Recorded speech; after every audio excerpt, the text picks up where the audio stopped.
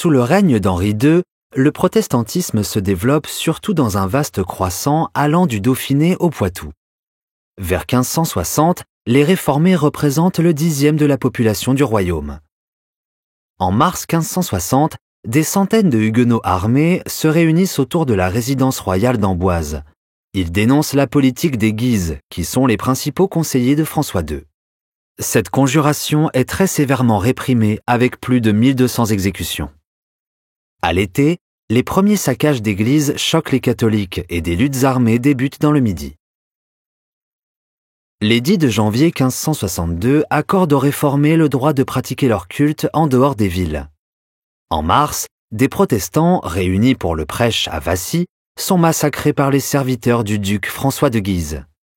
Le prince Louis de Condé, chef militaire des Huguenots, donne le signal de la rébellion armée et occupe Orléans le 2 avril. En quelques semaines, les protestants se rendent maîtres de nombreuses cités. La riposte du pouvoir royal est rapide, mais s'accompagne parfois de massacres. Les chefs huguenots reçoivent des troupes et des subsides d'Angleterre en échange du port du Havre. Le comte palatin leur fournit Reîtres et Lansquenet. Les catholiques sont soutenus par l'Espagne et font également appel aux mercenaires allemands. Les deux armées se retrouvent face à face à Dreux le 19 décembre. Le connétable de Montmorency est blessé et fait prisonnier dès le début de la bataille, mais l'armée protestante se retire suite à la capture de Condé. En février 1563, François de Guise tente d'assiéger Orléans, quartier général des Réformés, mais est assassiné par un gentilhomme protestant, Poltrot de Méré. Le 19 mars, l'édit d'Amboise met fin à la première guerre de religion, avec une liberté de culte plus limitée qu'en janvier 1562. En juillet, catholiques et protestants reprennent le grand port du Havre aux Anglais. La seconde guerre de religion débute le 27 septembre 1567 avec la surprise de Meaux. Inquiets de la présence de troupes espagnoles qui remontent vers la Flandre, des contingents de protestants menacent la famille royale. Cette dernière rejoint Paris à marche forcée sous la protection des régiments suisses. L'armée huguenote s'empare de villages autour de Paris et assiège la capitale. Au matin du 10 novembre, l'armée royale, commandée par le connétable de Montmorency, sort de Paris pour faire sauter le blocus. En infériorité numérique, les Huguenots sont battus à Saint-Denis, mais le connétable est mortellement blessé. Poursuivis par les troupes royales, les protestants se replient vers l'est. Ils font leur jonction avec les contingents du comte palatin Jean Casimir et rejoignent Orléans. Des troupes de l'ouest, du Languedoc, du Dauphiné et du Midi viennent en renfort. Les protestants assiègent Chartres le 24 février 1568. À bout de ressources, les deux parties négocient le 23 mars la paix de Longjumeau et l'édit de pacification de Paris qui confirme l'édit d'Amboise. Profitant de 5 mois de trêve, l'armée royale s'assure les villes du Val-de-Loire. Condé et Coligny regroupent leurs forces à La Rochelle.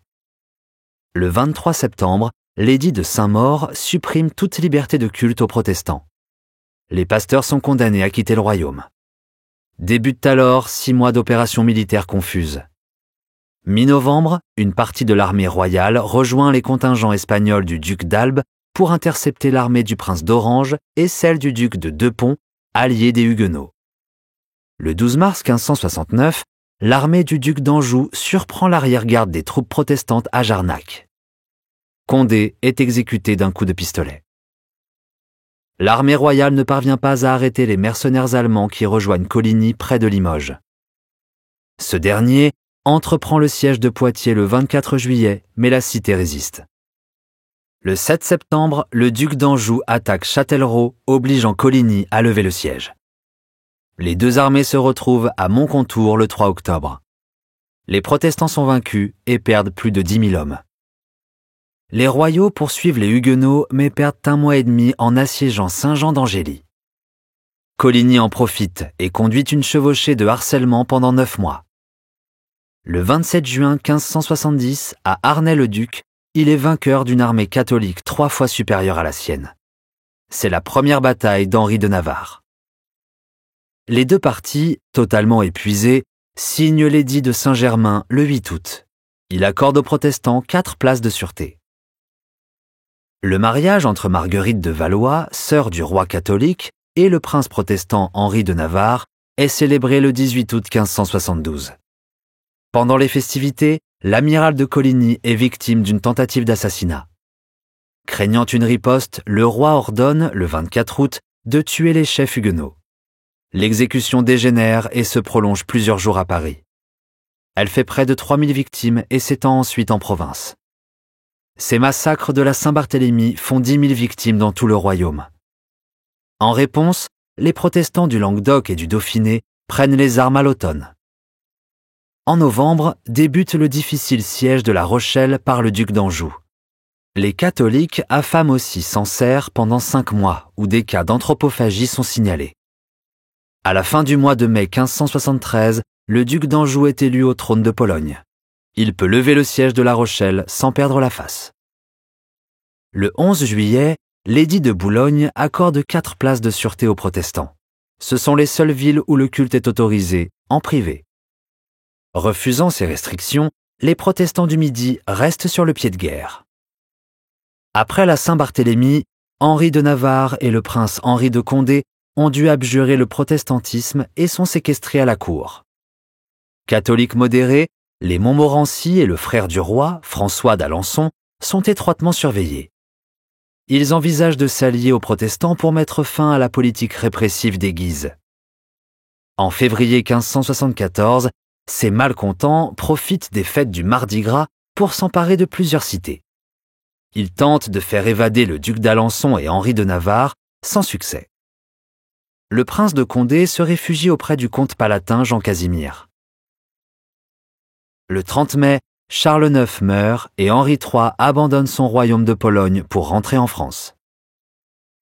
Le 15 septembre 1575, François d'Alençon s'évade de la cour et se met à la tête des malcontents. Jean Casimir et Condé entrent en France en décembre à la tête d'une forte armée de mercenaires allemands. Ils retrouvent François d'Alençon en mars 1576. Menacé par une armée qui représente le double des forces royales, Henri III est obligé de négocier. La paix de Monsieur, puis l'édit de Beaulieu, signé le 6 mai, accorde des avantages importants aux protestants. Les victimes de la Saint-Barthélemy sont réhabilitées. Le culte réformé est autorisé partout sauf à Paris et 8 places de sûreté sont accordées aux huguenots.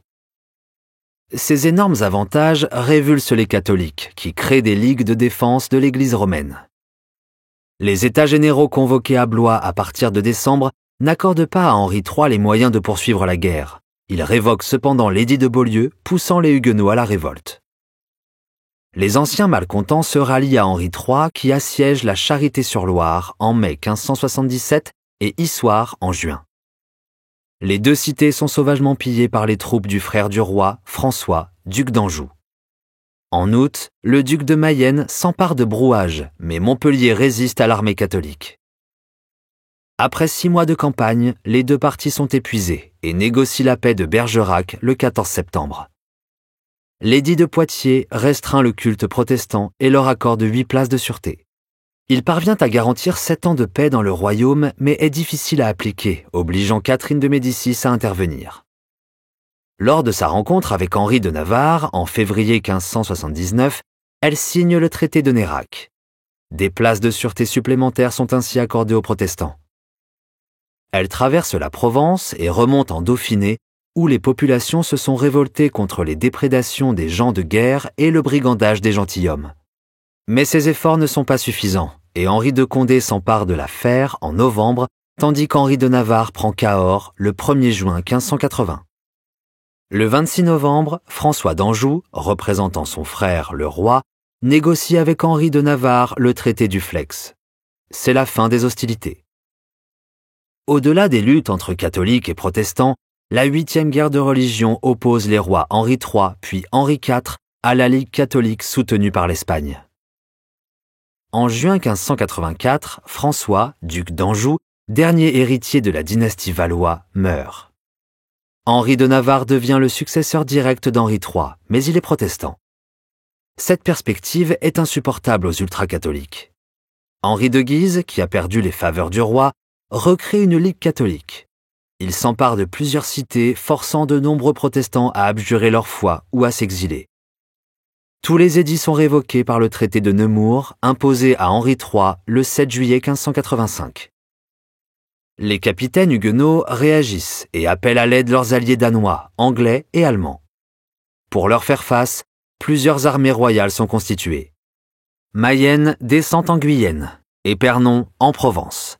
Joyeuse se dirige vers le Languedoc et rencontre l'armée d'Henri de Navarre près de Coutras le 20 octobre 1587. Le favori du roi y est battu et perd la vie. À l'automne 1587, le duc de Guise écrase les reîtres germaniques à Auneau. Henri III lui interdit de revenir à Paris, mais Guise désobéit et entre triomphalement dans la capitale le 9 mai 1588. Paris se couvre alors de barricades et le roi se réfugie à Chartres.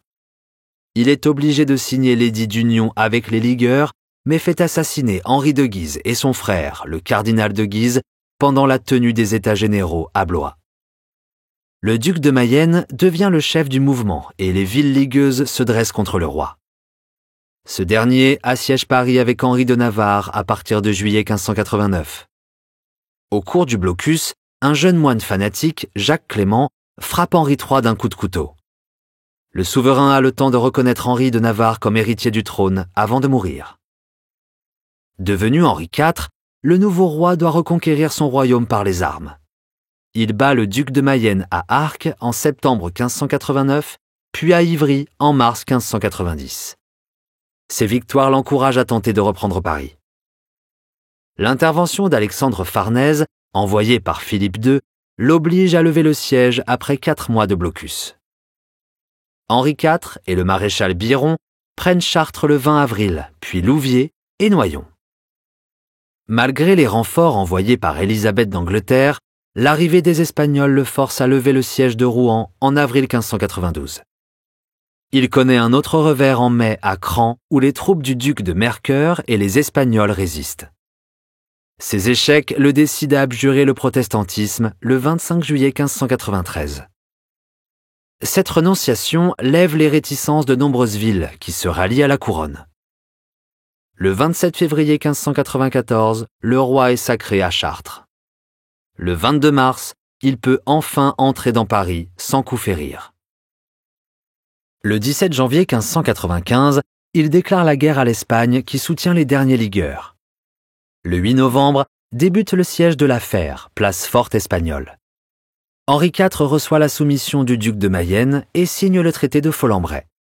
Mais les Espagnols le surprennent et s'emparent de Calais en avril 1596. En réaction, les flottes anglaises et hollandaises lancent un raid sur Cadix, entraînant la seconde banqueroute de Philippe II. Henri IV reprend Amiens, assiégé pendant 6 mois par les Espagnols. En septembre 1597, il se tourne vers la Bretagne, dernier bastion ligueur. Isolé dans une province pour moitié ralliée au roi, le duc de Mercœur se soumet. Le 30 avril 1598, Henri IV signe l'édit de Nantes, édit de tolérance qui met fin aux guerres de religion en garantissant aux protestants la liberté de conscience, une liberté de culte plus limitée et des droits politiques. Quelques jours plus tard, la paix de Vervins est signée entre la France et l'Espagne. Toutes les garnisons espagnoles encore présentes quittent le sol du royaume.